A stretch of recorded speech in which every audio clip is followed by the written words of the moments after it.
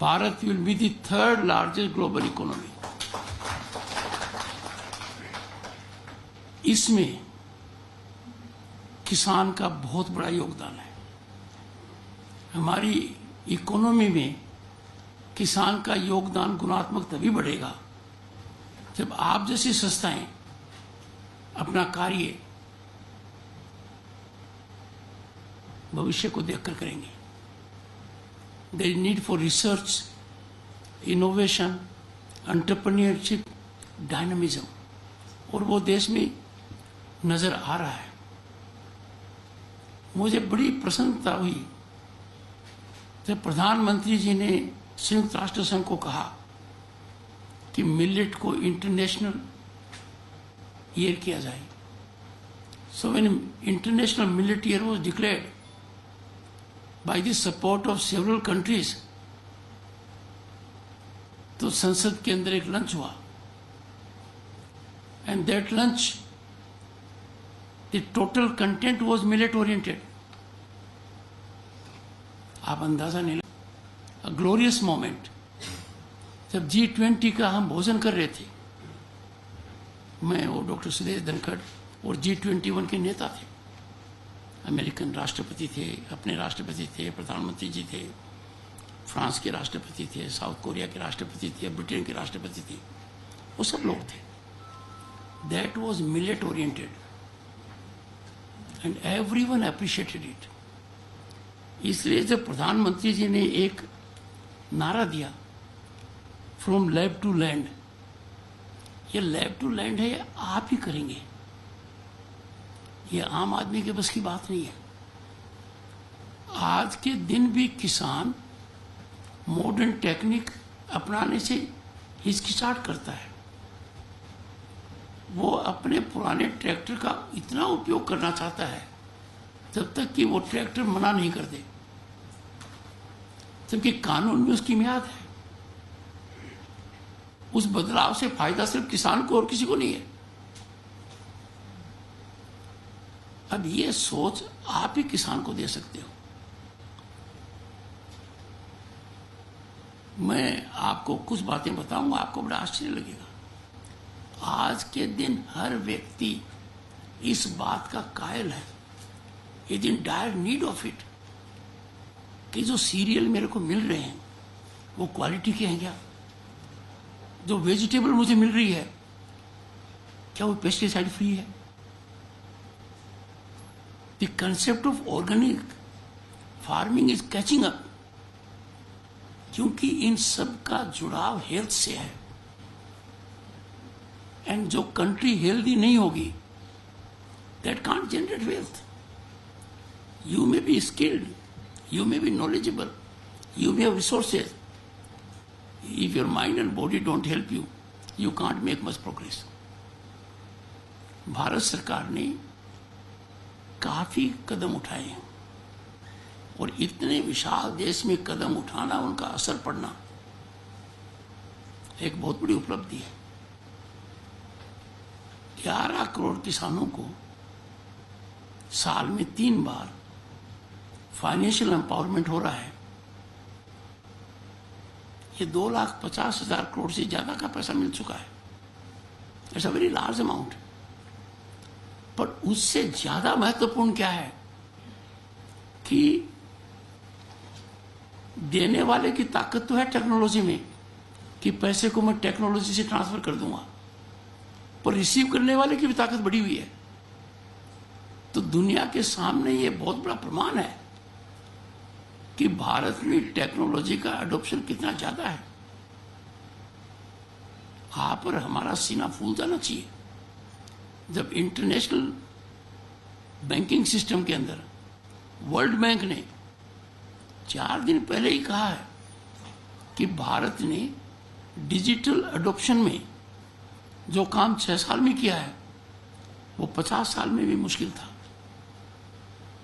अंदाजा लगाइए ये उपलब्धि मैं क्यों कह रहा हूं, क्योंकि जितना डिजिटल डायरेक्ट ट्रांसफर 2022 में अमेरिका, यूके, फ्रांस और जर्मनी में हुआ, भारत में उसका 4 गुना हुआ।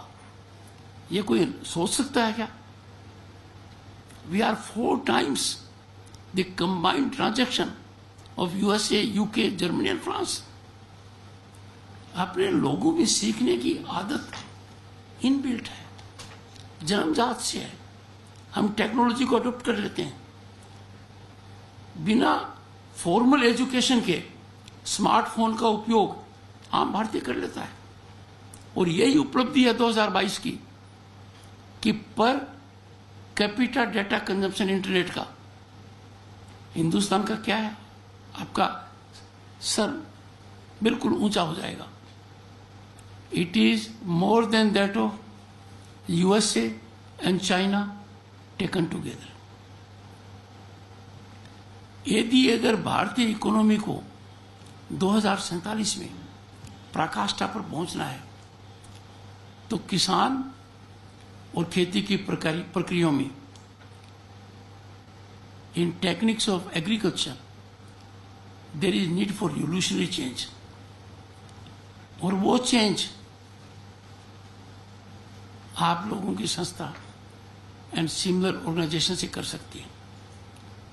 तो your work is spinal, your work is rooted to ground, your work will be game changer. और इसीलिए मैंने सोचा कि मेरी भरतपुर यात्रा के दौरान एक बार मैं आपके यहां आऊं। क्यों? कि आश्चर्य होता है, आईआईटीएम, आईआईएम वो एग्रो मार्केट में आ गए, अच्छी खासी नौकरी छोड़कर, अच्छा खासा पैकेज छोड़कर। They have entered in agro marketing, in making available milk, quality vegetables, and this is very critical for development of economy and the nation. तो मेरा तो आप लोगों से अनुरोध रहेगा, please motivate, inspire the farmer to adopt to technological means. मुझे तो ट्रैक्टर के बारे में बड़ी समस्या है। उस ट्रैक्टर तो कभी बुढ़ा होगा नहीं, पर टेक्नोलॉजिकली आउटडेटेड होता है। ट्रैक्टर हिंदुस्तान में कितना सब्सिडाइज है ये आपको पता है। Why should we not go for the latest? उसका कानून में मियाद खत्म हो गई, उसको यूज करना एनवायरमेंट के लिए ठीक नहीं है, इकोनॉमी के लिए ठीक नहीं है, and we are not getting use to the change. ये होना चाहिए। Agriculture extension and agriculture education, इसको पहले हाई प्रायोरिटी नहीं मानते थे। इसको एक नौकरी का जरिया मानते थे कि ये डिग्री मिल जाएगी तो हमें कहीं न कहीं नौकरी मिल जाएगी। But if you think out of the box, if you become an innovator, an entrepreneur, तो इसके करिश्माई नतीजे आएंगे। आप और हमारे पुराने जमाने की बात है, नया काम करते समय धन नहीं मिलता था, परिवार रिस्क नहीं ले सकता था। बट अब गवर्नमेंट की स्कीम्स ने एक वातावरण तैयार किया है कि every person can exploit his potential to fully realise his talent, achieve his dream and aspirations. आपको सिर्फ रास्ता दिखाने की आवश्यकता है।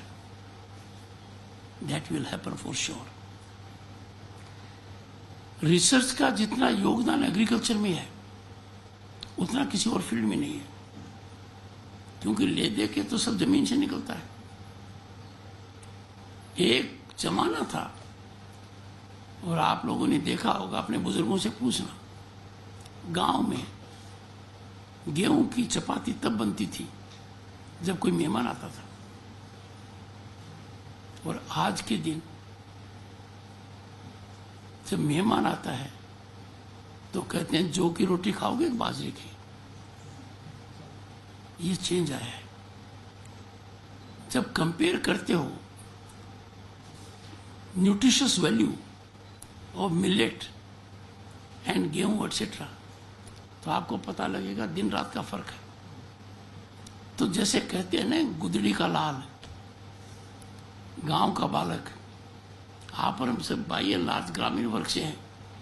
हम यहाँ पर क्यों पहुंचे हैं, देश में क्यों योगदान दे रहे हैं? हमारी शिक्षा की बदौलत।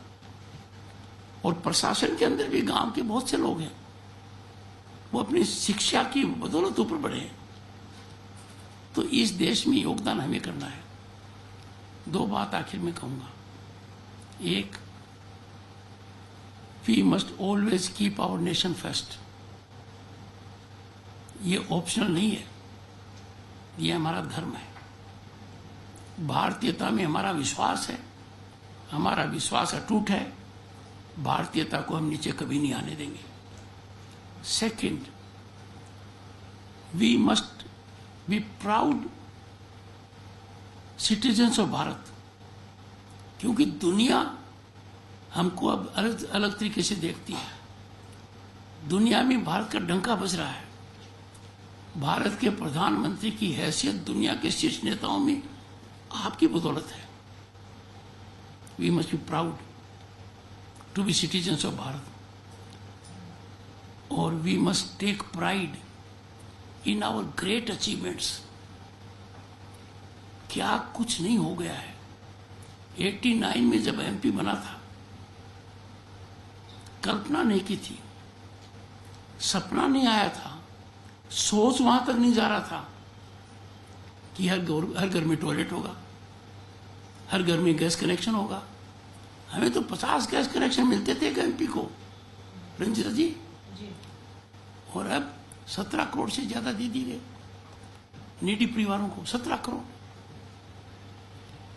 मतलब आज के दिन दुनिया की कोई ऐसी संस्था नहीं है जो भारत की तरफ नहीं देख रही हो। इंटरनेशनल मॉनिटरी फंड ने डंके की चोट कहा है कि India is a bright star in global economy. It's a favourite hot destination of investment and opportunity. हम ऐसे देश में रह रहे हैं। चंद्रयान की सफलता देखिए। अब आप पूछ सकते हो चांद में तिरंगा कहां है, तो आपका जवाब आएगा 2019 में जहां चंद्रयान 2 गया था। शिव शक्ति पॉइंट कहां है, जहां चंद्रयान 3 23 अगस्त 2023 को उतरा था।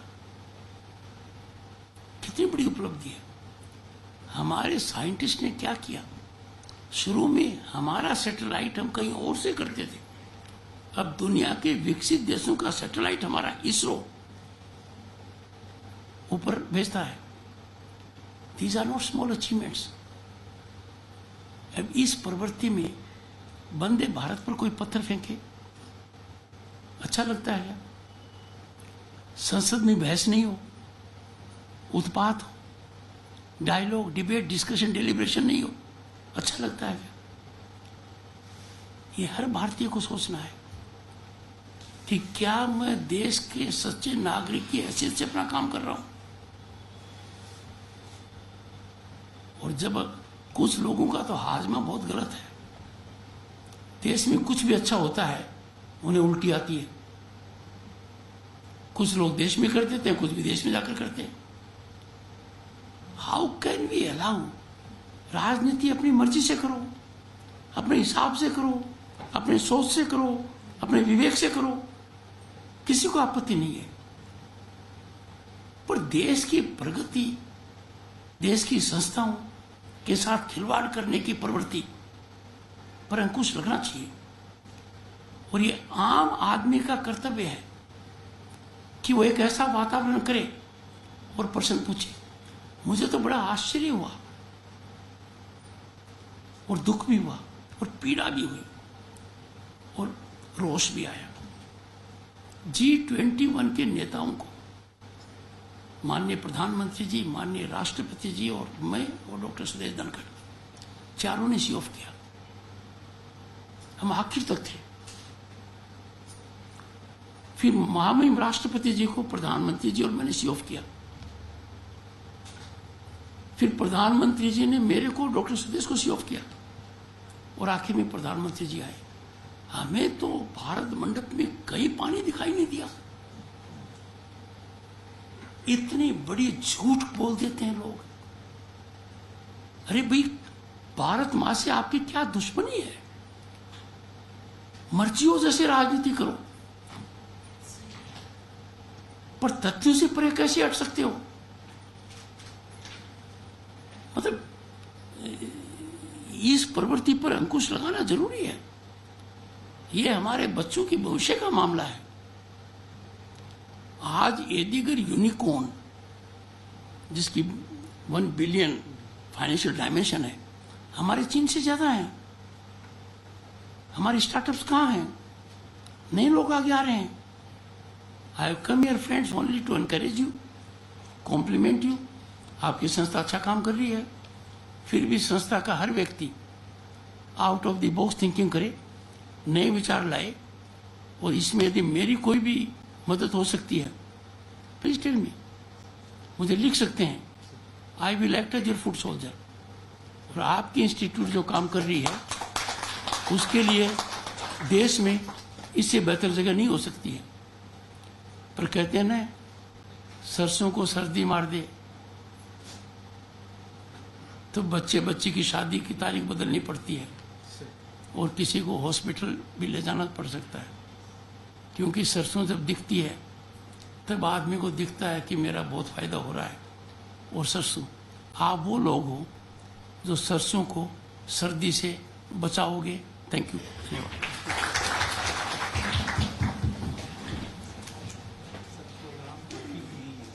यहीं पर